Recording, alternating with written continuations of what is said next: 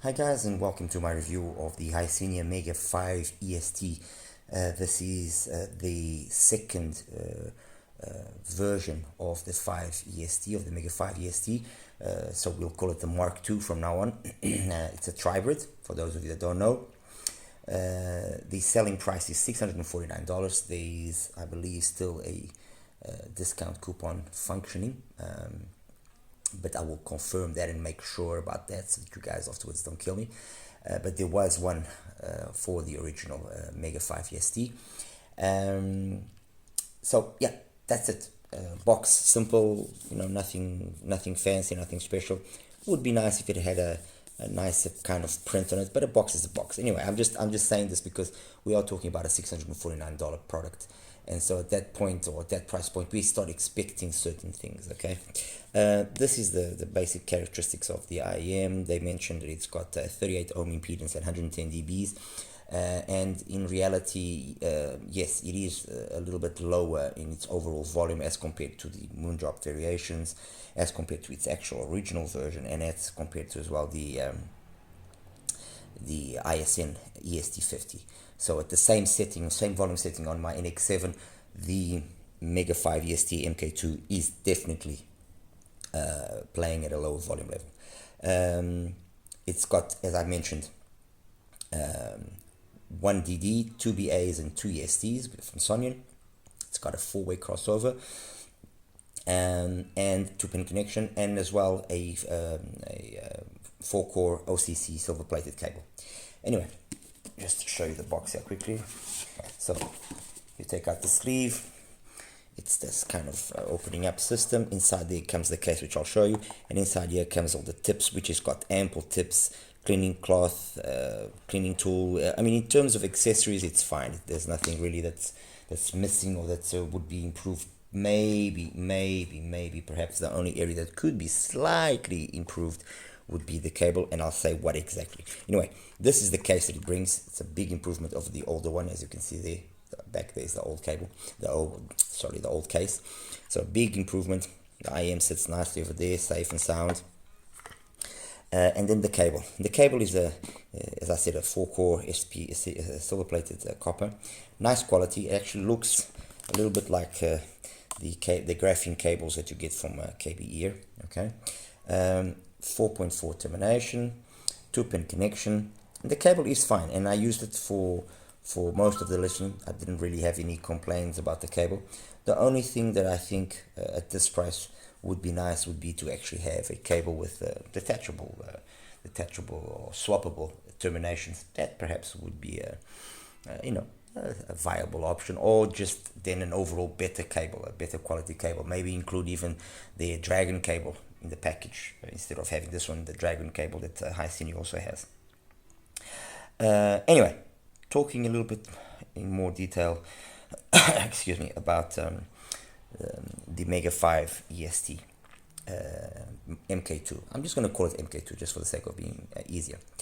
This retake on it is much improved, not only in terms of the size. Not that it was a big IEM before, no, it wasn't. Okay, but let's take here both the right side pieces. Okay, so that's the old one on this hand. This is the new one. Okay, and you can see there's a definite difference in size. Okay, again, I'm saying the old one was big, no, but you can see that there's been a more careful packaging of the internals. Let's put it that way. It's tighter. Okay, they've changed a little bit the position there of the actual EST unit, but everything is just more tightly compacted inside. All right. Let me just put this away there. Sorry. Okay. So in terms of the fit, it fits fine. No issues with the fit. It's good. It's a good quality resin shell. I honestly, you do have the ability to custom make the Hisenior IEM, so that's a nice thing. I honestly would have liked it to have just a tad little bit more weight. And this is not a negative criticism. It just it's light. It's very fatigue free in terms of its fit, but it just looks a little bit flimsy. Okay, I'm not saying it is, and you know, from my usage of it, it seems pretty sturdy. I mean, to take out the stock cable and to put a new cable in wasn't an easy task. The pins were really tight in there, but a little bit extra weight to it would have been maybe, you know, just giving it that extra. Anyway, it fits beautifully, no issues with the fitment. You know, they're very light, so you don't get tired of them. I'm using this IVipQ cable with it, which is a 3-element cable that they have. I mentioned on another review that it was actually an XINHS. I apologize, it's not. It's an IVipQ cable. And yeah, that's basically it. I mean, there's really nothing more to say. It fits nicely. It's nicely built. It looks good. You can customize it if you want. I mean, this is one of the calling cards for Hisenior, is that ability to have your IEMs custom made and so on. As for what I've got here, and as for the sound, which is what we want to know. Anyway, we know that Hisenior has in the past year roughly provided us with two IEMs that have really kind of stood out. One is the T2, which is a 2BA monitor style IEM, and the other one is the Mega5-P 1+4, which really came and shook things. When it initially came out, it was priced at $189. The price then creeped up to $219. There was some discount coupons which I was actually able to get for you guys, because I believe the first person to actually review it. If not the first person, I apologize, but I know I was for sure one of the first person reviewing it, as I was reviewing as well the original Mega5-EST as well. So the Mark II comes, it's coming on the back of some success that they've had with some is relative with the 5P and with the T2, and to a certain extent as well with the original Mega5-EST. The problem with those three IEMs, so the T2, the Mega5P, and the 5-EST, the original one, wasn't really any. It was just that the brand is still in a phase that, although it's known, it still is relatively unknown, at least in the outside world. So it was a smart move by them to have priced the T2 and the Mega5P so competitively, because until the full came out at the price that the 5P was available, there was nothing that even touched it. And as well, the tuning that the 5P had was amazing. It basically was tuned like the Manga T2, so very neutral, very relaxed, very easy to listen to, very fatigue free, great bass, great mids. Everything was just very well executed. And so the great price, the amazing tune that it had, it was going to be a success. It was bound. People that bought it were going to like it, and many people did buy it, and many people did like it and do like it. Their full Performer 5 then came out and kind of stole a little bit away the limelight from the 5P, with an equally good tuning, perhaps a debatable better build, and a more more overall complete package as well, coupled with a very competitive price. The Performer 5 has been as low as $200 a number of times, so very competitive, very aggressively priced. The 5-EST, both the original and this one, they however have the issue of the price as their Achilles heel. At $649, you obviously enter a realm of prices, or of IEMs, which are all really top contenders, you know. Well, we have the variations, and I've got the variations here for the reason that it's the one that actually simulates or is most similar to the tuning now used by the Mark II. The original EST, the original Mega5-EST, used the tuning which was very similar to the EJ07M, and when you actually heard it, there was a lot of resemblance in the sound. And ultimately the EJ was just slightly more polished, just ever so slightly more polished, but they were trading blows very competitively. The problem was that at that time the EJ07 was quite a bit cheaper than the Mega5, and being, you know, a company that maybe has a more reputable, or is more reputable outside, it kind of just had instant success, and the EST, you know, not so much. Now we have the Mark II, which has a tuning, as I just mentioned, that is a little bit more similar to the variations, at least in one part of the spectrum, which is in the bass. So it's got a nice sub-bass focused. It's basically flat by just over 200 hertz, and then it carries on with a very progressive, smooth PENON gain, and then kind of just rides it out all the way. Very reminiscent in terms of the mids and the highs to what you find in the EST50 from ISN. Why do I have the EST50 ISN here? Again, because it is an amazing tribrid. Personally, right now, it is my favorite tribrid. This is my favorite tribrid IEM right now. And it's got a crazy competitive price as well. I mean, $449. You know, it's even cheaper than the variations. The variation is $499. So, you know, it's you know, the Mark II has got tough competition, not only in the variations because of its reputation and being a venerable and viable tribrid, but the EST at $449, basically $200 less. It's got its work cut out. Let's put it that way. Okay, so let's kind of set the stage then here for the sound of the Mark II. So we already know that the variations has great mids. It's got the typical Moondrop mids, peaks at about 3K after the initial PENON gain, which is very, you know, nice and progressive, nothing too peaky, and then just rolls off ever so smoothly. So it's kind of like a Harman kind of vibe going there.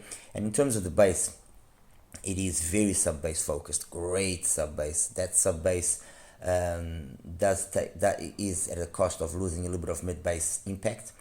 But the truth is, depending on what genre of music you hear, you won't really find it missing, because what it then adds to the music in terms of the sense of lushness in the bass is very, very nice. It's very, you listen to the variations and you automatically you know, get the feeling that you are listening to something very premium. All right.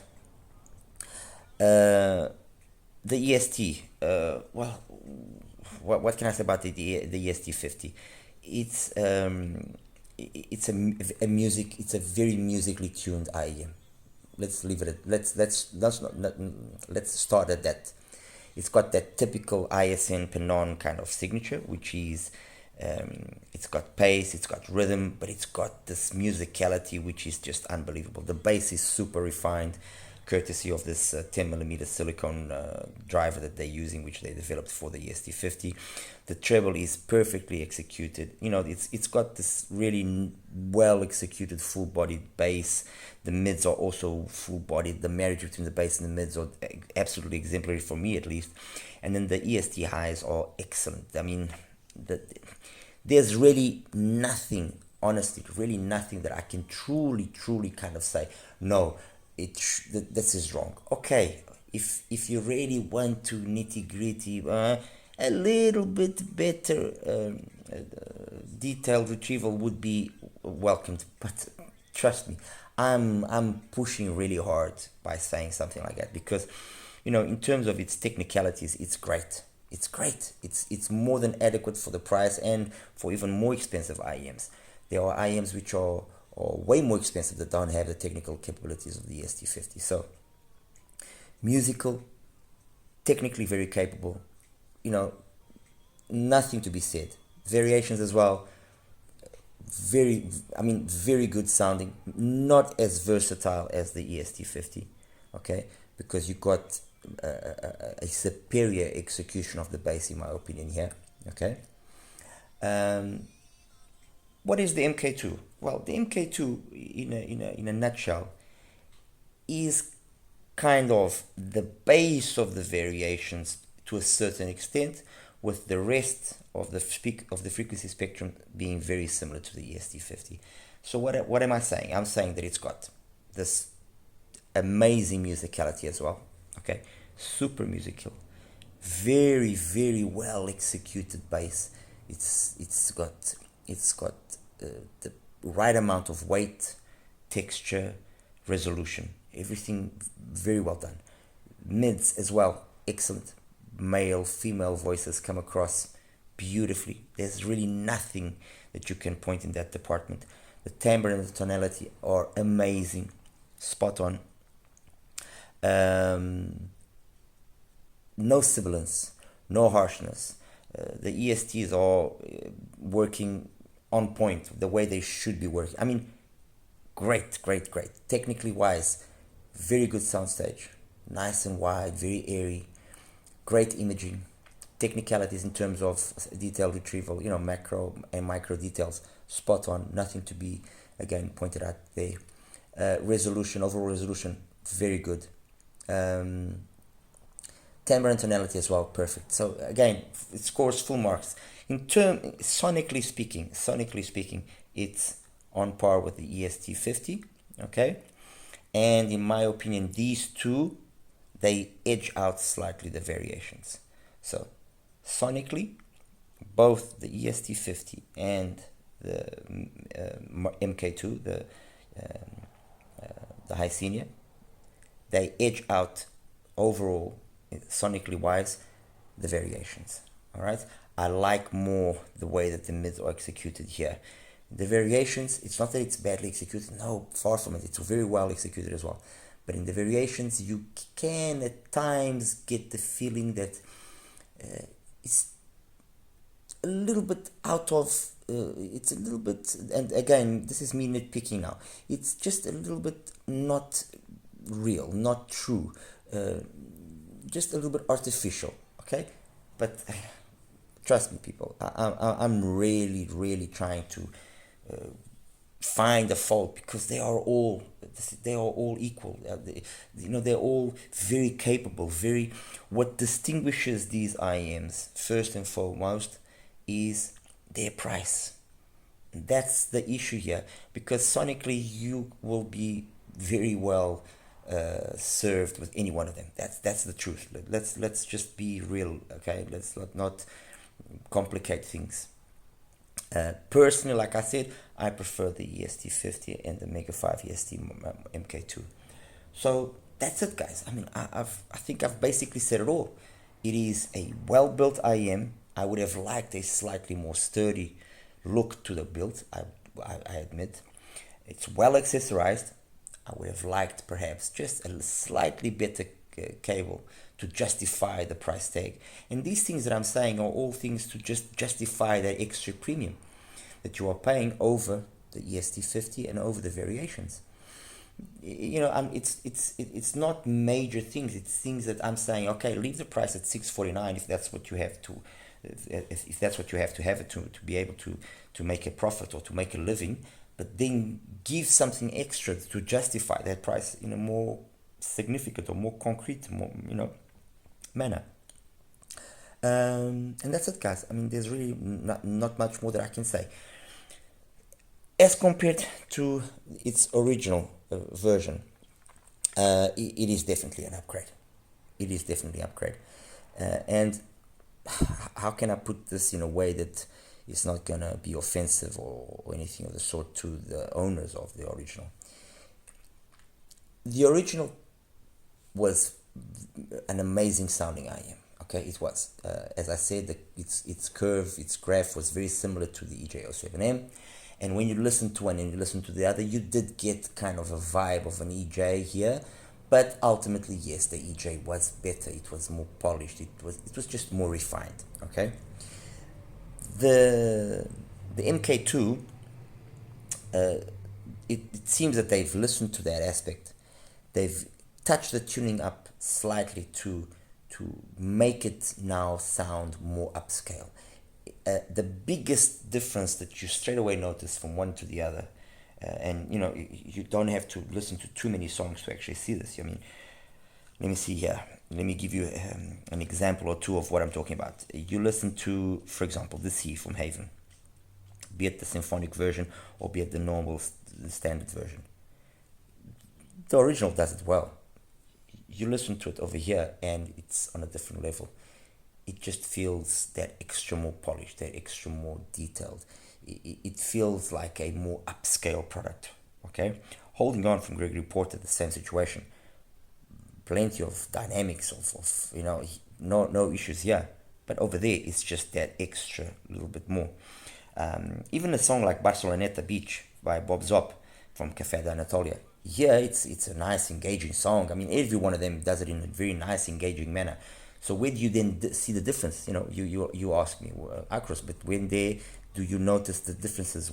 Well, the EST50 and the MK2, they have a musicality that you listen to Barceloneta, and not only the bass line but the guitar that's playing around, it just gathers a life to it. You have to listen to the song, honestly. You have to listen to it to understand. Another song which I use quite often, I haven't used it so much lately, but I happened to use it today, was Analog from Soul Persona and Princess Frasier. Amazing on the MK2. I mean, really, very, very well. It just is. It's very noticeable when you have a trained ear. It's very noticeable the difference between these two. Okay. Let me see another one. Going with the Lonely Go from Robert Plant and Alison Krauss. The EST50, the ISN, magic. This one is the same thing, magic. Over here, you listen to it and it sounds good. That's it. It sounds good. You listen to it on the variation and it sounds clinical. But both on the ISN and on the 5-EST, the Mega5-EST MK2, it's magical. That's what I have to say. It's as simple as that. Anyway, guys, I'll show you now quickly the graphs just for you to have an idea of what it graphs like. Yeah, that's it. We'll wrap it up. Well, here we go with the graphs now. Excuse me. Let me just take them out so that we can see them better. All right. Okay. Let's start straight away within the Mega5-EST, the MK2 version. There we go. I think it's very self-explanatory.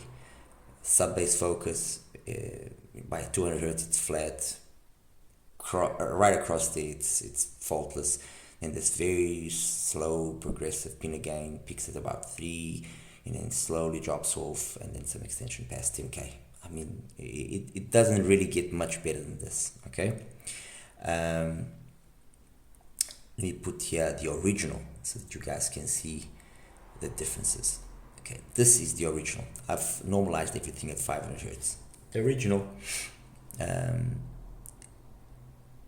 it's just more forward, okay? And being more forward and being less well executed across here. It's not that you notice the peaks or anything of the sort. No, it's not that. You just feel that everything here is just more rough, while on the MK2 it's more polished. Okay, and then yes, you do notice that maybe the original has just a tad little bit more impact on the mid bass. But I mean, it's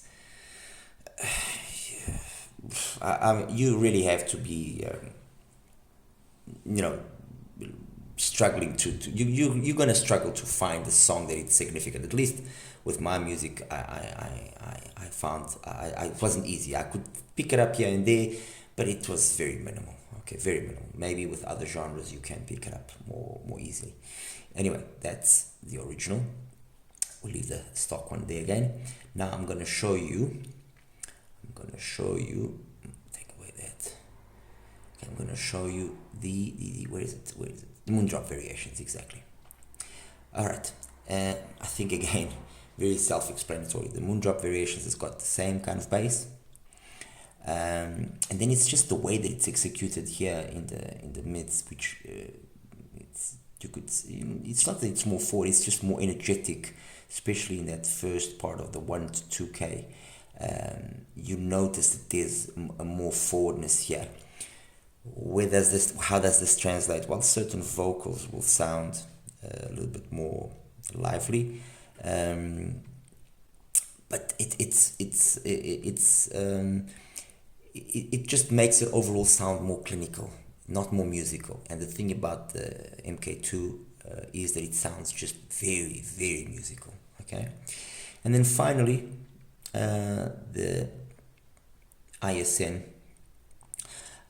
which again has very much got that philosophy of the very slow and steady, you know, mids and so on and so forth. Yes, you can probably tell me, oh, but this is also a little bit raggedy, isn't it? Rough, like you just mentioned before.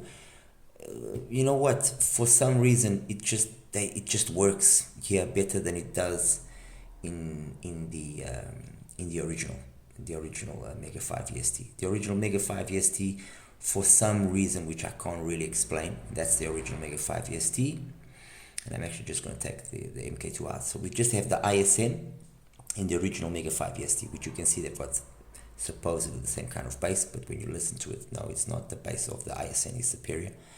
And then, excuse me, although both of them are kind of a little bit up and down and so on and so forth, it just sounds rougher on the original Mega5-EST, and it sounds very polished on the ISN. Honestly, it sounds very, very polished. There's a, I don't say that the I don't say that the ISN EST50 is my favorite tribrid for the sake of saying it. I mean, I've got nothing to gain from it. I say it because that's just the way I feel. When I hear it, it sounds fantastic. It sounds amazing. It sounds really good. It satisfies my music perfectly. It's engaging and it's musical. That's what I want. I want it to be musical. I want it to have this nice timbre and tonality. It's perfect. So, yeah, that's it. So, finally, I'll just put again the ISN and the Mega5-EST Mark II together. Look, they sound almost identical. That's the reality. They sound almost identical. The slight differences that exist are, in my opinion, again, really not perceivable. I couldn't pick up on them in an easy way. Here and there, maybe I could slightly see, but either way, it was so well done that I even struggled to figure out if, okay, is this now the ISN or is this now the Mark II? Which one is it? So let's just not take it with a grain of salt. Let's put it that way. Anyway, guys, as always, please like and subscribe. Smash that like button, please. And any questions you might have, please feel free to ask. I hope you enjoyed this review, as my other reviews as well. And I'll see you in the next one. Take care now. Bye bye.